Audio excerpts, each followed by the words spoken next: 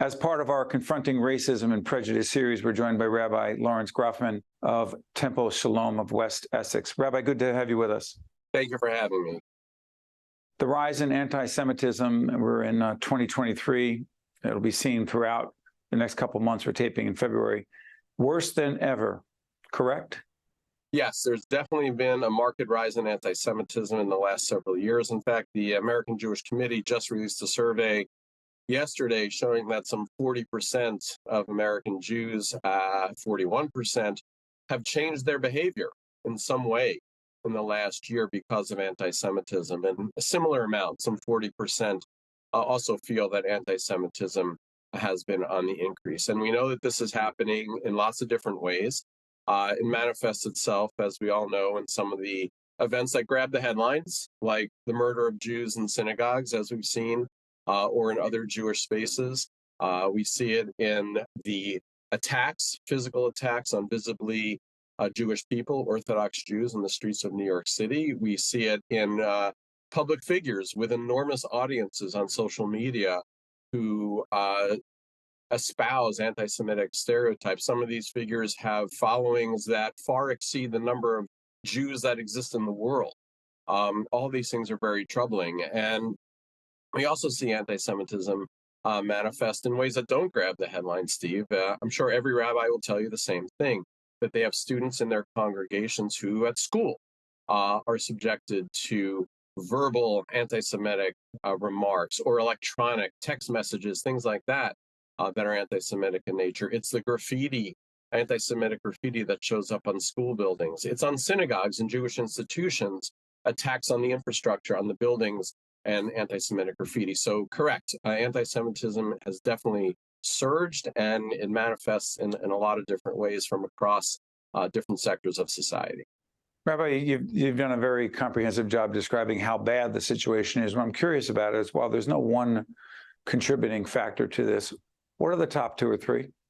Well, I think that historically, Steve, anti-Semitism, look, let's backtrack for a second. Anti-Semitic attitudes and feelings have, of course, been around since the beginning of time. They've always been there. Always been there, right? People to be so public with their feelings, emotions, and actions and reactions. Exactly. When did and how did that change? Right, that's the question. So what we've seen historically, I think, is that anti-Semitic action, speech, manifests itself when society is in some ways unstable, right? And so we all know that in the last several years, it's been a tumultuous time in our country in many different ways, economically, politically, socially, culturally, and so forth. And when people are feeling unmoored, when people are feeling uncertain, when society does not feel stable, that is when we tend to see a rise in anti-Semitism, not to mention, of course, a rise in hatred against other minority groups, whether it be African Americans, Asian Americans, Latinos, sexual minorities. So I think one of the interesting things to bear in mind, and I know this may sound counterintuitive, is that anti-Semitism is not only a Jewish problem. Anti-Semitism is the warning bell for everyone in the country that we need to make sure that the foundational core institutions of liberal American democracy are stabilized and that they are functioning the way they are intended to function, whether it be in politics, government, business, culture, education. When those institutions are stable and doing the job they're supposed to do in the way they're intended to, that's one factor, I think, that would mitigate the rise in anti-Semitism. But Rabbi, let me play devil's advocate, if you will. Hey, that's not me. I'm Italian American, someone else African American, someone else is Hispanic, someone else Asian American, and that's not me. The problem with that thinking, obviously I'm speaking metaphorically, hypothetically, the serious problem with that thinking is what? Well, it's a great question, Steve, is that, like I said, this is a problem for everyone, so that this isn't only about Jews. It's racism, as is racism, as are the attacks on the Asian American community. Just please go ahead. I'm sorry. Yeah, exactly. That's what I was saying, that it's not a surprise that not only do we see a rise in anti-Semitism, but a rise in hatred against other groups as well. So that's why when people say, hey, that's not me, I'm not like that, that very well may be true. But it's a sign that we have to take a hard look at the society that we're living in. And I think every citizen can play a role in making sure that our society functions in the way it's supposed to. Part of that, too, I think, Steve, is the way we talk to each other. And I know it's a well-worn subject already, but, obviously, a constructive, productive discourse across partisan lines seems like a thing of the past. And the ability, or I should say the lack of ability that we seem to have right now to have constructive debates about issues is, I think, itself a symptom of the problem. So often, instead of constructively talking about an issue, we engage in ad hominem attacks. So someone who disagrees with me is my enemy, as opposed to someone who has a different point of view. Let's get together and figure out a common way forward. That would also help. Go back to Charlottesville. Go back to Charlottesville. And for those of you who really don't understand, Google Charlottesville, it'll come up. And so as I see those men, and they were mostly men, with those tiki torches chanting, "Jews will not replace us," okay? And we think of what happened there, and the president at the time confronted with the question of commenting on this. Good people on both sides. What impact did that have? And there's no one situation, not one statement from a public official, but what impact did that have on creating a situation where certain people with certain feelings felt emboldened?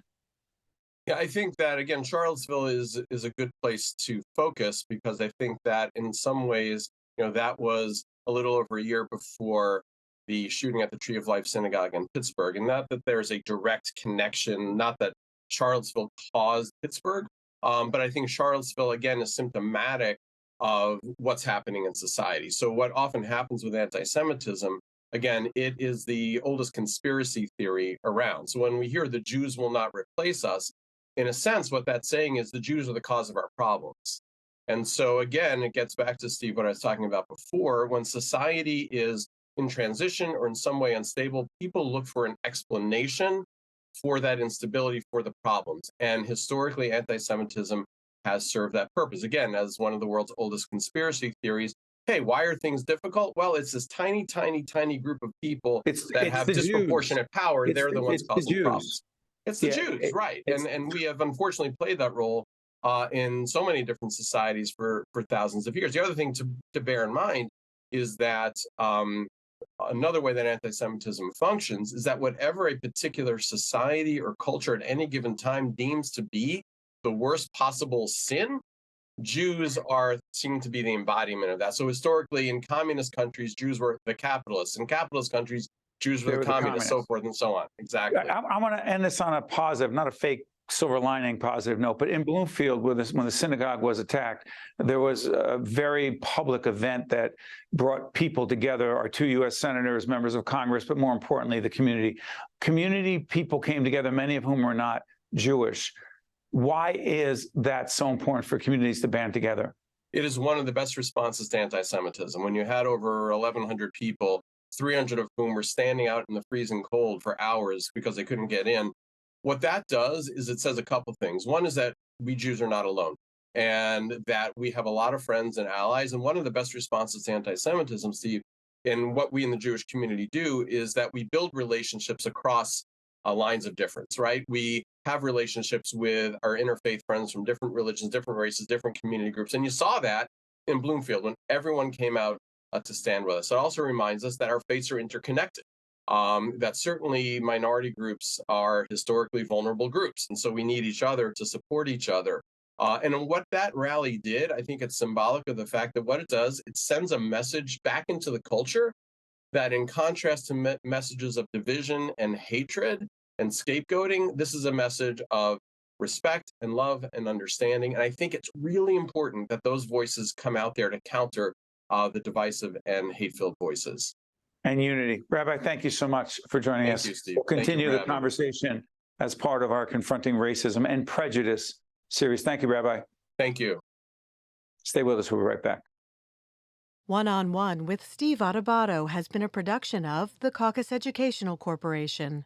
Funding has been provided by Hackensack Meridian Health, the Russell Berry Foundation, Prudential Financial, Horizon Blue Cross Blue Shield of New Jersey, PSEG Foundation, Johnson & Johnson, TD Bank, the Turrell Fund, supporting Reimagine Childcare, and by NJM Insurance Group. Promotional support provided by NJ.com, and by the New Jersey Business and Industry Association. At the Turl Fund, we know childcare creates transformative early learning experiences for young children and helps families succeed. Childcare is essential for the economy, driving financial growth and sustainability across all sectors. The Turl Fund envisions a New Jersey in which every infant and toddler has access to high-quality, affordable childcare in order to grow, develop, and thrive. Our children are our future. For more information, visit turlfund.org.